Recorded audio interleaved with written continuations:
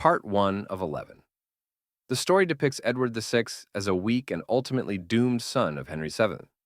However, in reality, the overall picture is much darker than it appears at first glance. Contrary to the typical portrayal of him as a feeble boy, Edward exhibited personality traits that made him nearly as complex and even somewhat intricate as his father, who was characterized by his angular and dismissive attitude towards appearance. His tragic death was likely a blessing for England. Such a cruelly changeful fate played its role. It's not enough to take it at face value. It is better to immerse oneself in the atmosphere of that time and understand who this boy truly was.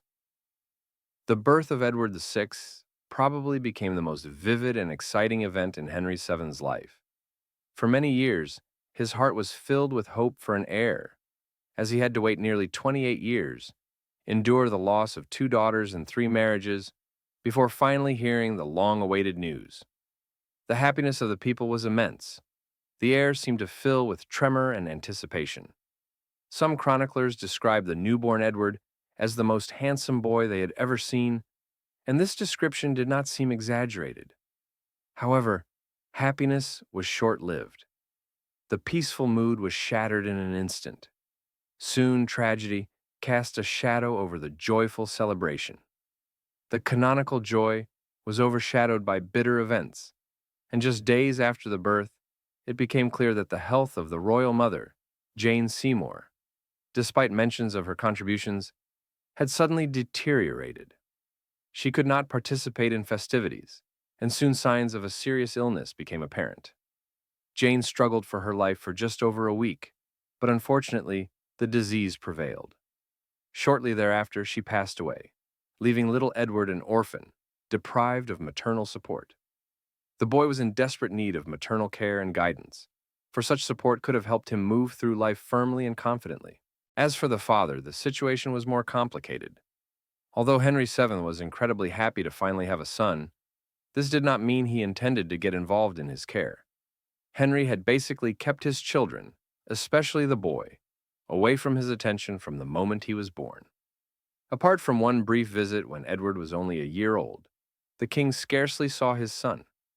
In the early years of Edward's life, he was virtually denied paternal support, meaning he could not rely on his father's help in difficult paths and trials that the little boy faced during his challenging childhood.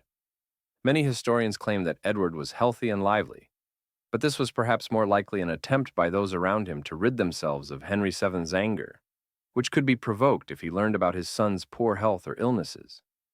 In any case, one thing is certain. When the boy was only 4 years old, he faced the most dangerous disease known as quartan fever. Little Edward nearly died, and probably all of England held its breath, fearing for his life. No one knew how deeply their king might have cried if his beloved son had suddenly fallen victim to this deadly illness. He had lived so many years waiting for this moment, which finally arrived, and although time seemed to pass quickly, Edward eventually recovered and grew up to become one of the most spoiled and stubborn children one could imagine. It could even be said that, despite Henry never having much contact with Edward, he still surrounded the boy with attention and care, which fully transformed him into a child, if not a prince, then at least a truly spoiled and brave boy, whom they called the most precious gem of the kingdom. Throughout his childhood, Henry took meticulous care of him as if he were a treasure, treating him with special tenderness and favor. His entire life before his 6th birthday was a continuous stream of luxury and heightened attention. It was from that time onward that everything in his surroundings changed dramatically because, surprisingly, many believed that a 6-year-old child was already capable of becoming an adult and responsible. The advisors, guardians, and courtiers believed that from this age, the boy, like an adult, should understand his new responsibilities. According to them, a new right had emerged.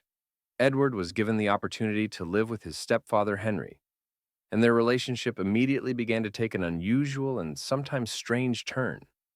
Year after year, father and son began to alter their familiar environment.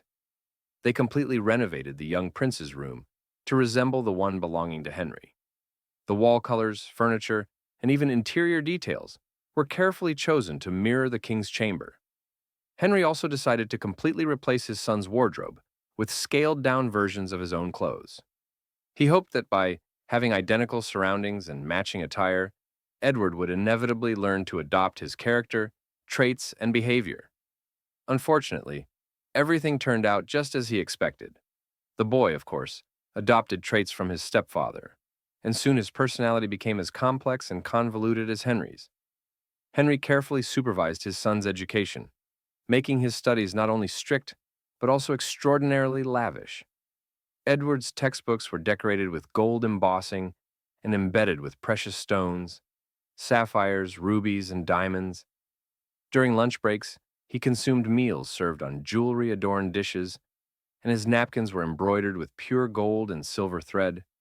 Such attributes created an unparalleled atmosphere of wealth, even in the most ordinary moments of his life.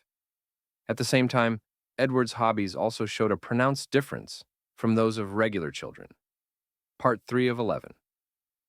Among his rich toys, there was, among other things, a dark and ominous find: the red forbidden casket, filled with various magical tools. This imaginary chest represented a source of mysterious knowledge and dangerous arts.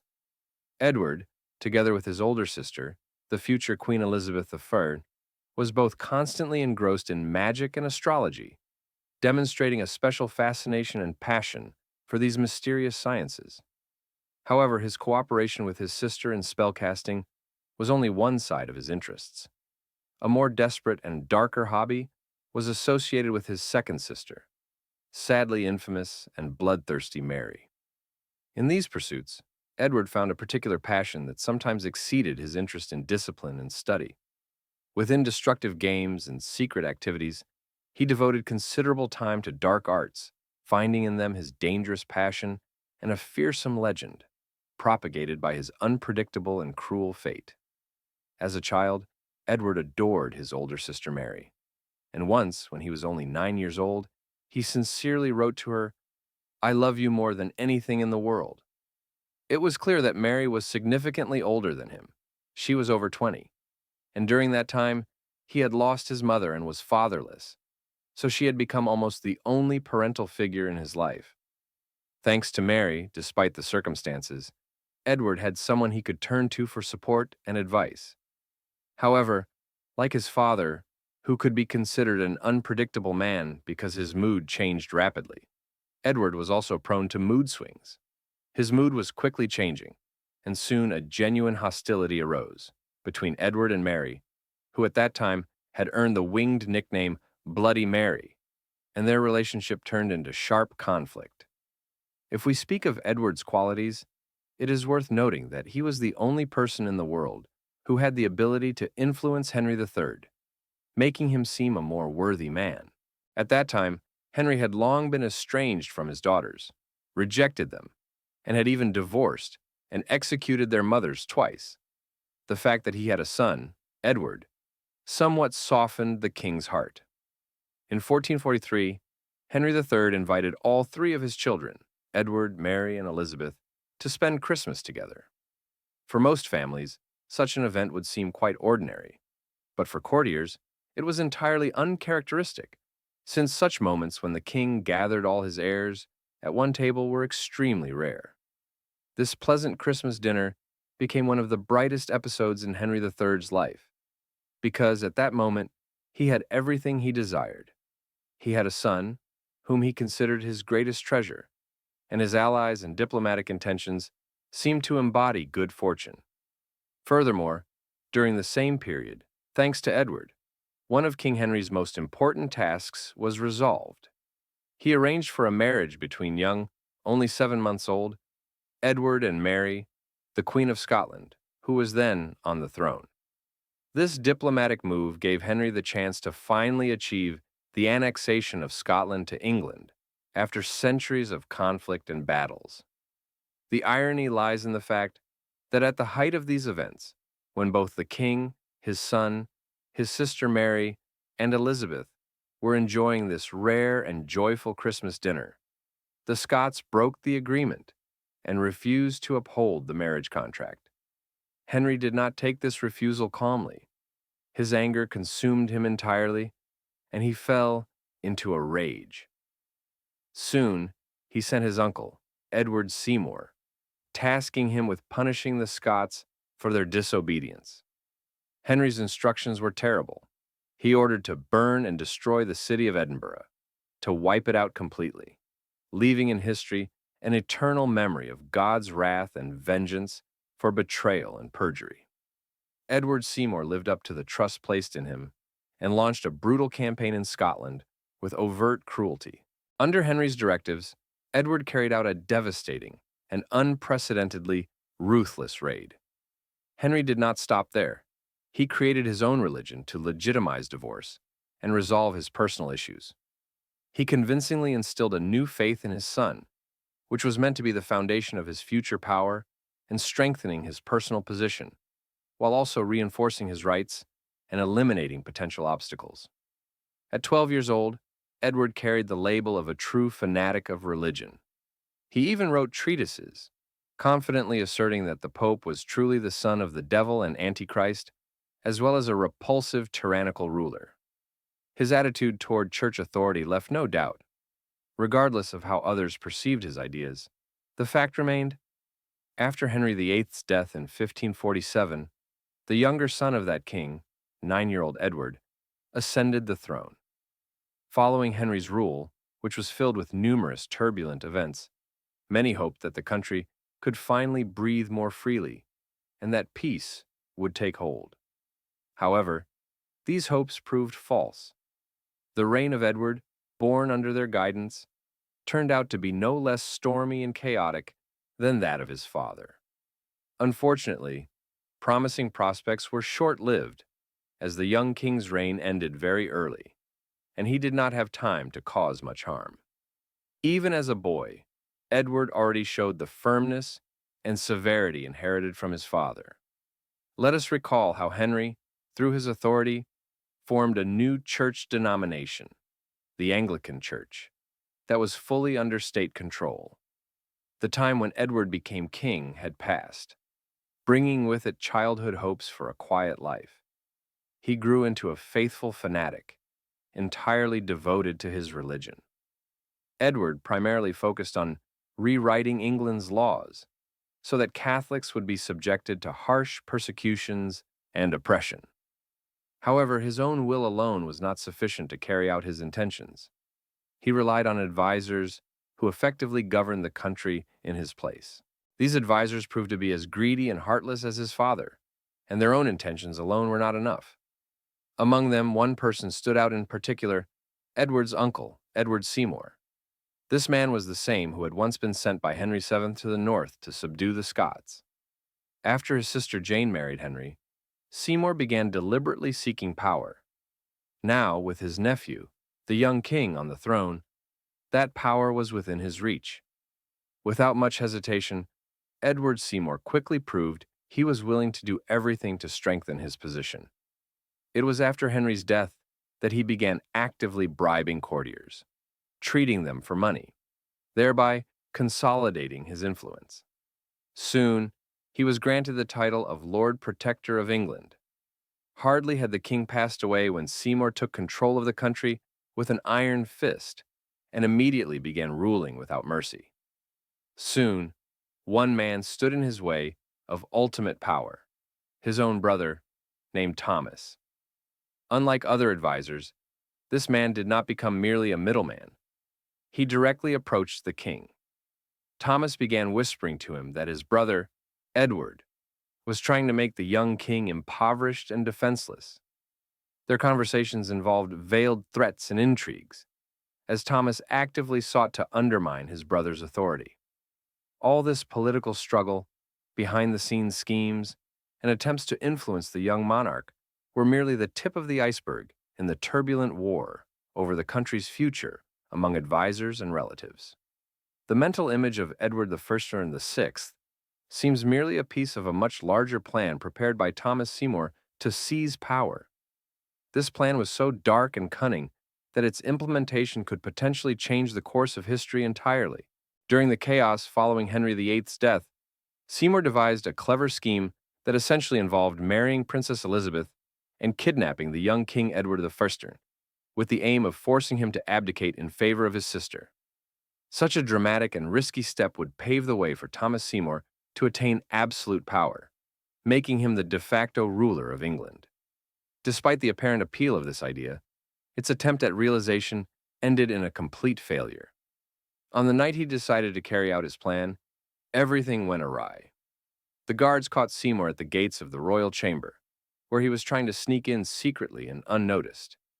However, at the moment he was close to his goal, he was spotted by a dog, which, unable to hide its reaction, started barking. Part 6 of 11. In the terrible chaos of the situation and due to his cruel stupidity, he decided to get rid of the unfortunate dog by jumping on it and firing a shot. The sound of this shot was heard by the guards, who quickly followed the trail of the culprit.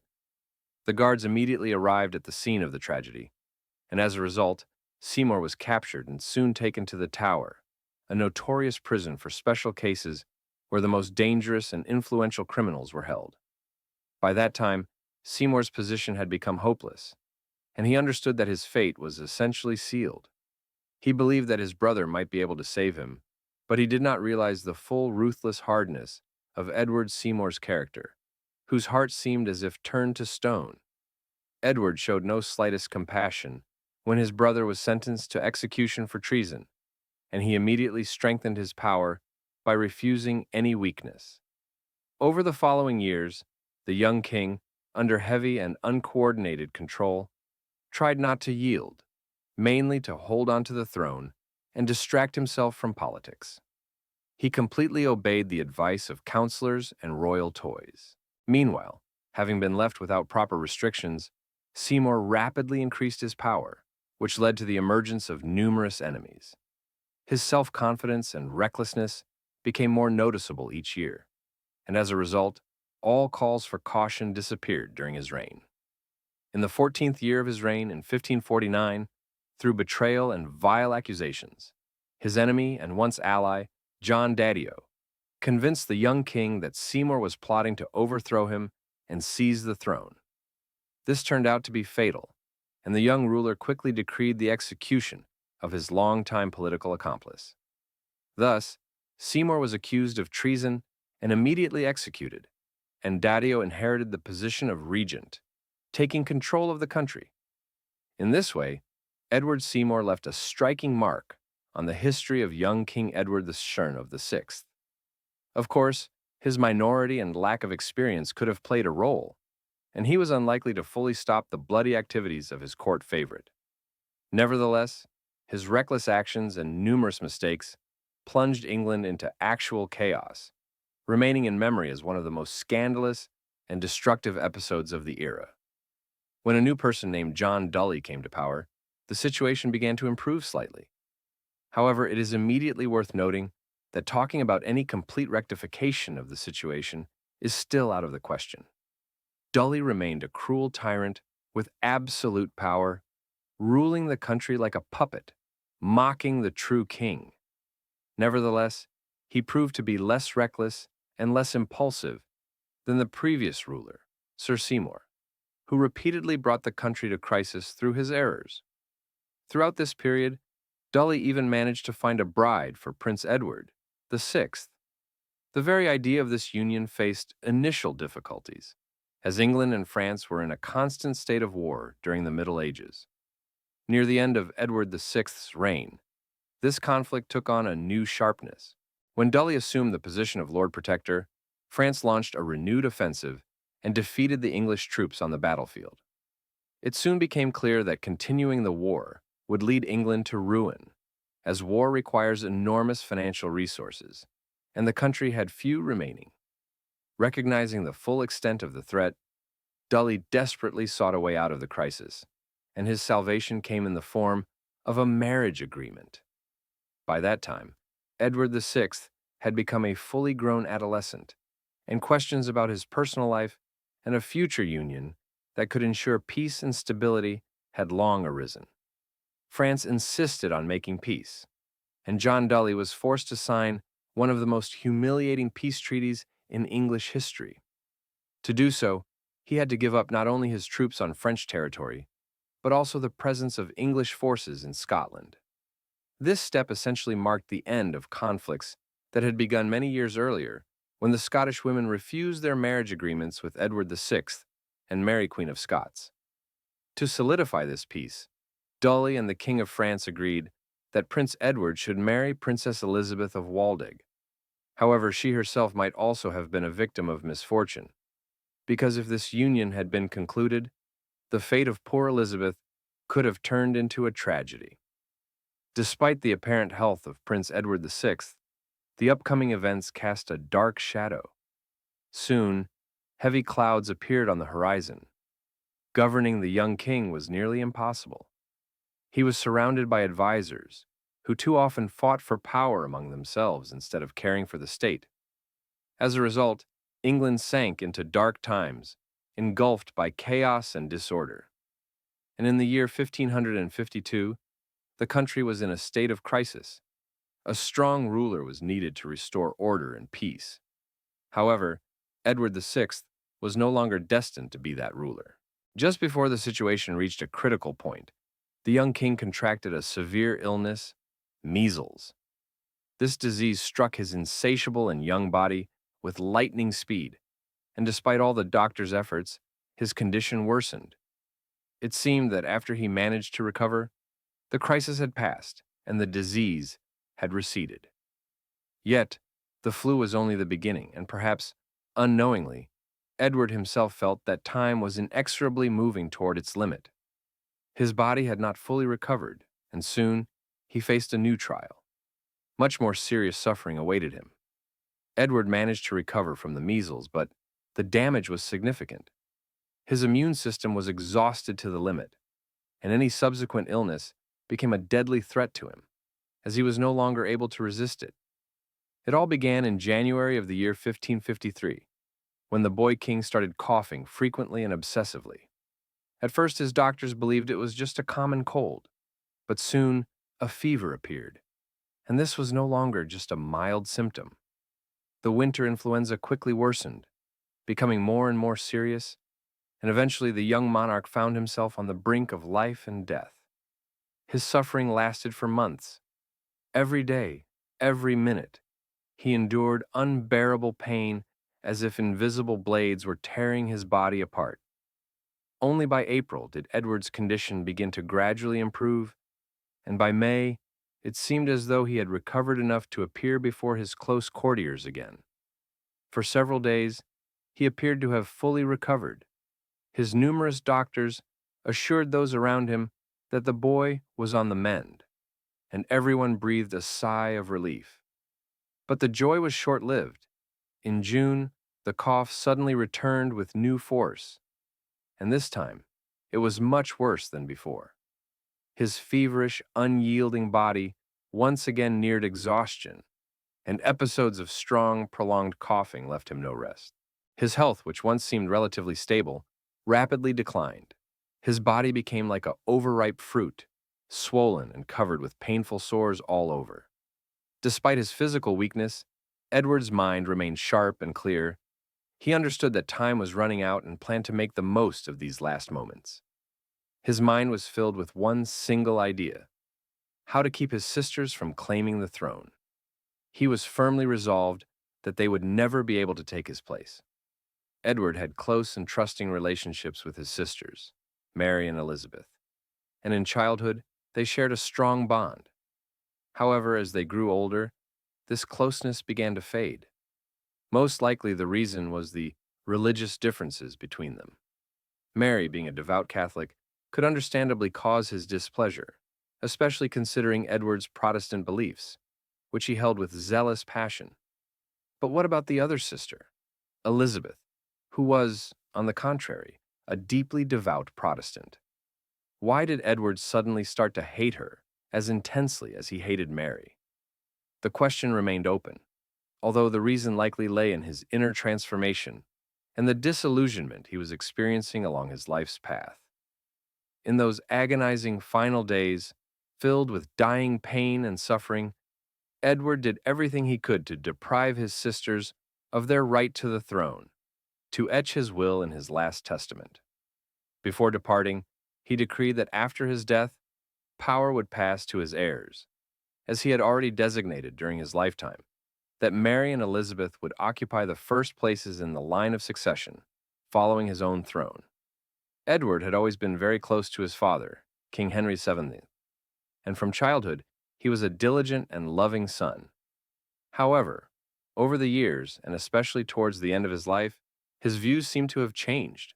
He became a different person, and in his final hours, he surprised everyone around him by revealing new, unexpected traits, a complex mixture of firmness and disappointment that would remain forever in the memories of his contemporaries. Events in England unfolded with unexpected twists of fate and intricate intrigues. A key moment was the signing by James, the last in the list of English monarchs, of a document that completely disavowed his heirs, the sisters, and designated a distant relative named Lady Jane Grey as the lawful successor. This step was taken against the wishes of his own father and became a true hallmark of the dynastic intrigues of that era. One should not forget John Dudley, known as the Tyrant, who secretly held power behind the scenes, ruling through his agents and occupation of authority. When the government was barely in its 30s, and the young King Edward VI was barely holding on to life, Dudley realized that his best chance to consolidate power was precisely at this moment. He decided to exploit the Queen's son, Mary I's weakness, and convince the young monarch that he needed to relinquish his rights to the throne in favor of Lady Jane Grey. This figure unexpectedly turned out not to be an accidental supporter, but a relative of Dudley. The husband of Lady Jane Grey was his son. Everything seemed logical. It would be easier to control the country and secure power for Dudley and his agents. However, playing such a game was extremely dangerous, and ultimately, it cost him dearly. On July the 1st of that year, King Edward VI made his final public appearance. The assembled crowd waited anxiously to see their ruler, who appeared to be full of strength and health. But when the young king finally appeared at the windows of the royal palace, everyone saw that he was severely weakened. He looked exhausted, his face pale and withered, like a shadow of himself. People sensed that something was happening to this boy. Soon it became clear that his face had been familiar to his staff for some time. It was on the brink of death. It quickly became evident that Edward VI, the ever-energetic and lively young man, was dying. He had always appeared healthy, but suddenly, his health abruptly declined. Witnesses began to speculate about the cause of the king's rapid deterioration. Some suggested it might have been a severe illness, such as tuberculosis, capable of taking him within weeks. Others began to whisper about darker causes, such as poisoning. Rumors circulated that someone from his circle, possibly John Dudley, wanted to seize power at any cost. Part 10 of 11. The third group believed that the cause of death could have been the actions of opponents, either Catholics or even the king's sister Mary, with whom Edward had been hostile and whom he later persecuted with particular cruelty. Despite these doubts, most people tended to believe that Edward died from natural causes, most likely tuberculosis or a similar illness. There was no other confirmation from contemporaries, and no one could say for sure what the last day of his life was like.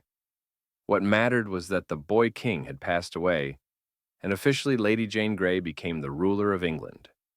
However, this news sparked many suspicions and fears, because all politics at that time were filled with dangerous games and secret agreements, and the death of the young monarch was just one link in a complex chain of events that threatened to change the fate of the entire country. The intrigue and shifts within the English royal family did not last long. Lady Mary, the heir to the throne, was the daughter of Henry VII, and Lady Jane Grey was the granddaughter of Henry VII's sister. No special knowledge of genealogy or cheat sheets was needed to understand who had a stronger claim to the throne. It was obvious that Mary had much stronger grounds to claim the crown.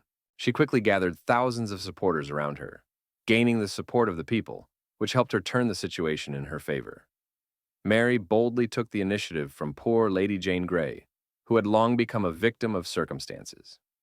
Soon after, having convinced the High Council, to be precise the Privy Council, Mary succeeded in declaring herself Queen of England and forced Jane Grey to renounce her rights, earning the nickname the 9 Days Queen. The new authorities sent Jane and her husband to the Tower, accusing them of treason. Jane spent nearly a year in imprisonment until a final decision was made, and in February 1554, she was beheaded. However, the fastest and bloodiest execution involved Jane Grey's father, Sir John Dudley. When he was brought to the scaffold, he barely managed to step up to the block before the crowd went wild and attacked the executioners. The people demanded justice for the man, regarded as a usurper to the throne, and even showed their rage openly. It seemed that the gods simply did not want Henry VII to have a son.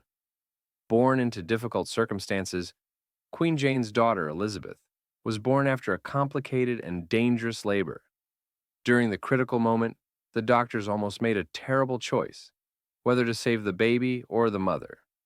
According to one source, during the delivery, when the rescuers were asked what to do, the king was answered with cold insensitivity.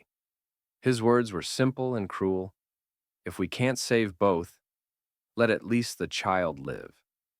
The more you learn about Edward VI, the clearer it becomes how dangerous his brief reign was for England, for he was often called the living embodiment of the country's dashed hope.